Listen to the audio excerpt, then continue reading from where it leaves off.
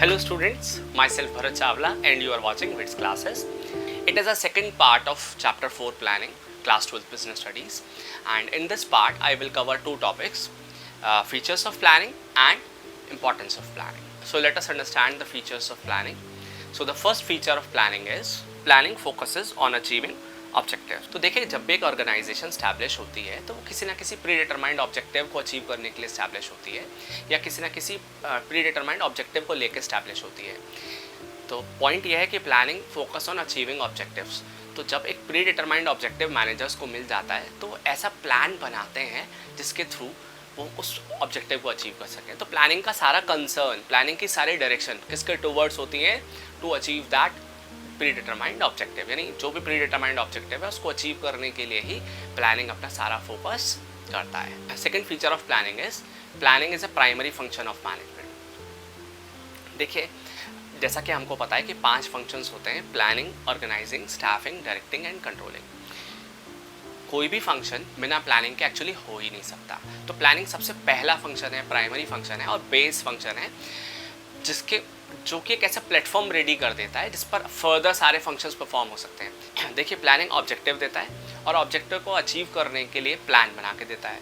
अब अगर हमारे पास ऑब्जेक्टिव ही नहीं है और ऑब्जेक्टिव कैसे अचीव करना है ये पता ही नहीं है तो further organising, staffing, directing, controlling हो ही नहीं सकते. तो planning is basically primary function और a base function which performs और which helps other functions to continue. Third point is planning is pervasive.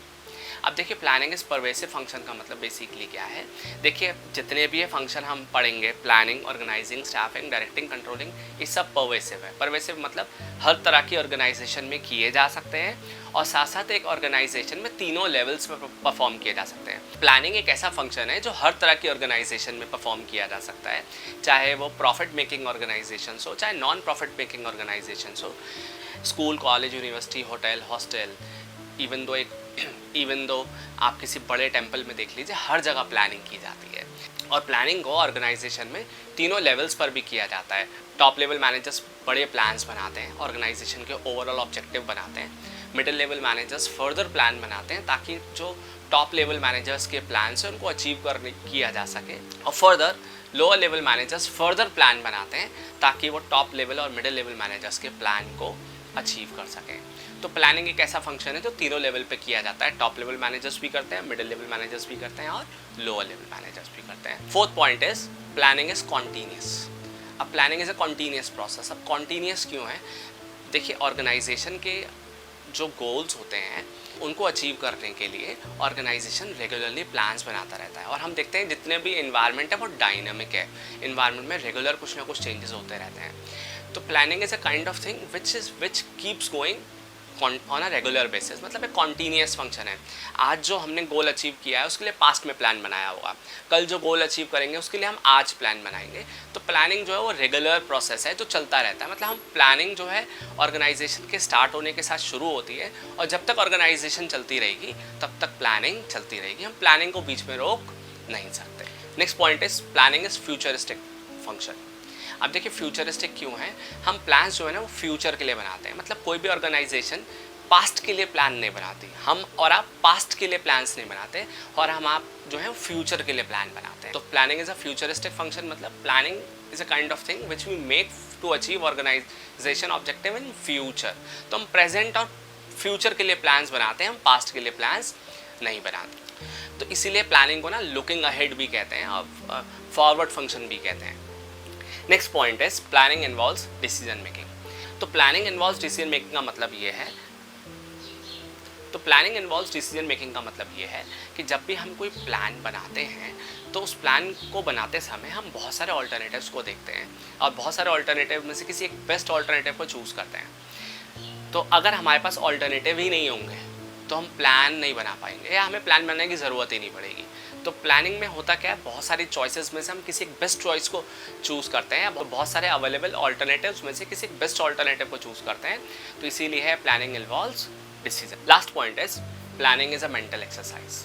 देखिए प्लान को बनाने के लिए फिजिकली फिट होना तो इम्पॉर्टेंट है ही है चलिए, लेकिन प्लान को बनाते समय हमें मेंटली फिट होना ज़्यादा इंपॉर्टेंट है. तो प्लानिंग इन्वॉल्व्स मेंटल एक्सरसाइज का मतलब फॉर मेकिंग गुड प्लान्स हमारे पास साउंड जजमेंट होना चाहिए. तो देखिए एक प्लान को चाहिए क्या? प्लान को चाहिए एक साउंड जजमेंट, एक डिसिसिव माइंड, ठीक है, एक इंटेलिजेंट माइंड। तो planning required such kind of mind जिसमें कि जिसके अंदर डिस्टिंग्विश करने की पावर हो, जिसको फ्यूचर देखने की, जिसके पास फ्यूचर देखने की पावर हो, जो इंटेलिजेंट हो, जिसके अंदर जजमेंट हो। ये सब चीज़ों की ज़रूरत पड़ती है। After understanding the features of planning, let us discuss about the next topic, that is importance of planning. And the first importance of planning is planning provides direction.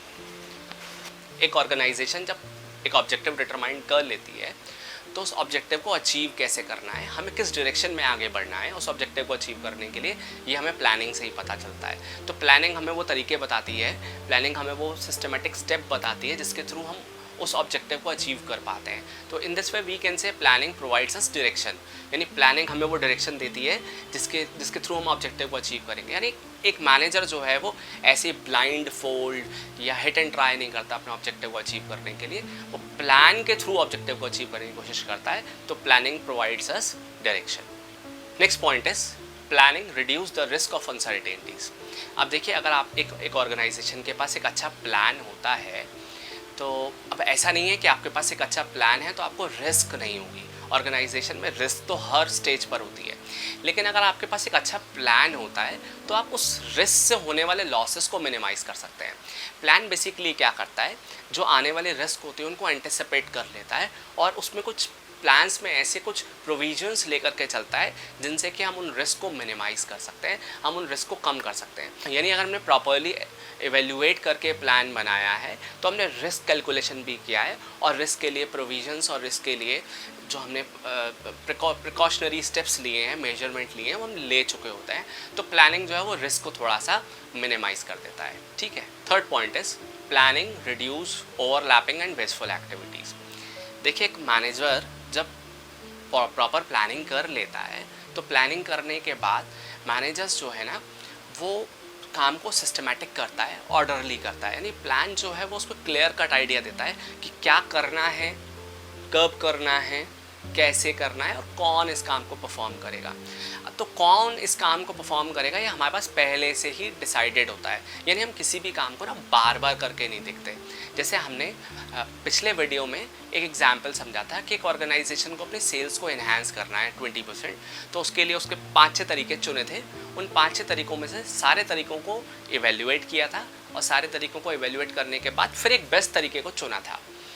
तो अब एक मैनेजर अपनी सेल्स को एनहांस ऐसे ही नहीं कि चलो पहले सेल्स टीम ऐड कर दी, प्लान अचीव करने की कोशिश करी, फिर उसने क्या किया, प्रोडक्ट की कॉस्ट कम कर दी, कम प्राइस पे प्रोडक्ट ऑफर कर दिया। तो वो एक काम को बार बार नए नए तरीक़ों से नहीं करके देखता, वो उस काम को उसी तरीके से करके देखता है जो कि हम प्री डिसाइड या जिसके लिए हम प्रायर प्लानिंग कर चुके होते हैं। तो प्लानिंग बेसिकली क्या करता है, किसी भी काम में ओवरलैपिंग से हमें बचाता है। हम वो काम डुप्लीकेसी नहीं करते, हम बार बार उस काम को अलग अलग तरीक़ों से नहीं करके देखते, हम उसी तरीके से करके देखते हैं जो हमने प्रायर प्लानिंग में डिसाइड किया होता है। Fourth point is planning promotes innovative idea.